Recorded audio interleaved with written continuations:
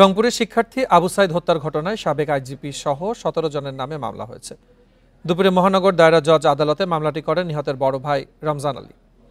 এদিকে ফল ব্যবসায়ী তাহির হত্যা মামলায় সাবেক প্রধানমন্ত্রী শেখ হাসিনা সহ ৪০ জনের বিরুদ্ধে আরেকটি মামলা করেছে নিহতের বাবা আব্দুর রহমান।